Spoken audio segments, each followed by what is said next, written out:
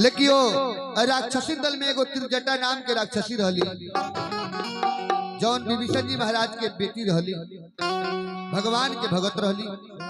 अपना सखी लोग से कहते रही कि हे सखी, तनी सिचर में महचल बा बाड़ा खलबली, अरे लंका जरा दिहले बजरंग बली। अरे घमंडी रावण के बिगाड़ देले जातारा, अरे कैले बा कमाल, कैले बा कमाल प्रभु भक्त बनरा।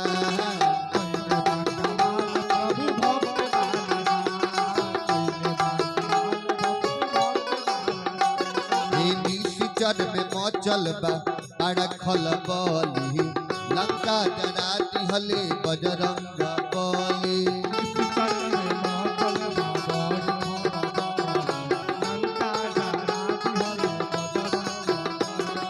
घमंडी रावण के बिगाड़ देले जातारा, कैले बा कमाल,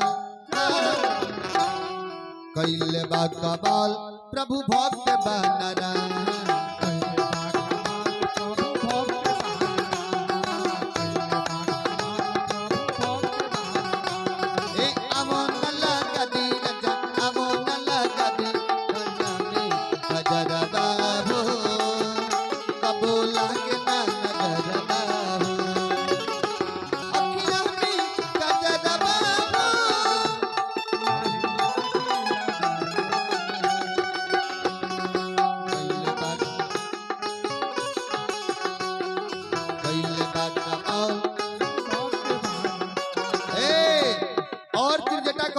सखी तजर गईल सोना के लंका हो, बाजल प्रभु जी के डंका हो।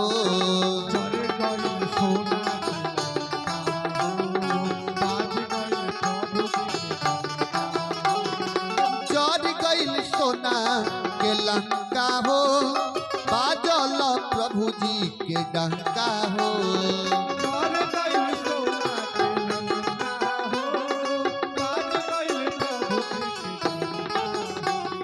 फीका पड़ल वीर लोग के बोलई माई, नाश भइल निश्चर के छलई माई।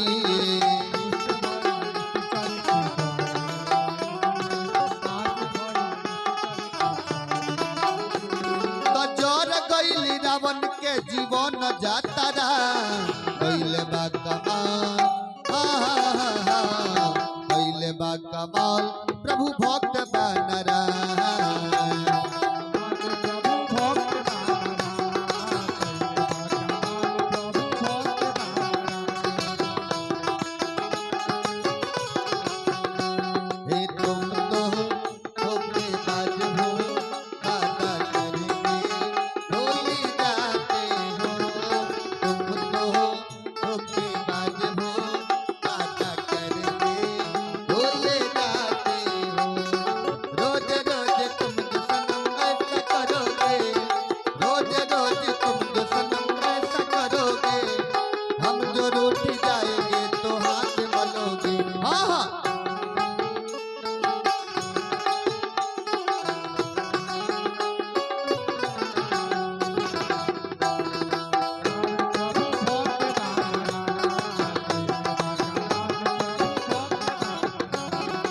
और त्रिजटा अपना सखी लोग से कहली कि हे सखी, लंका के लोग बाडराई लहो, राक्षस के काल नियराई लहो।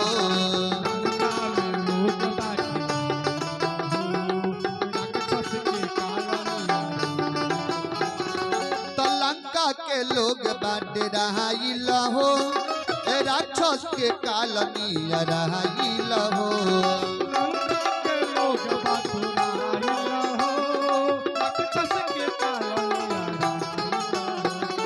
घर घर में हनुमत के चर्चा बा, रामी बटैल सगरो परचा बा।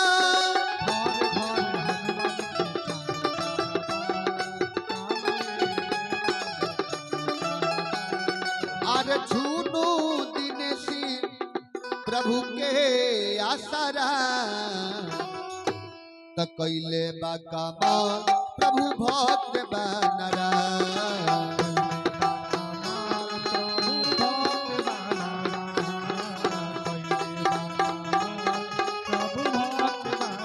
अरे कैले बा कमाल प्रभु भक्त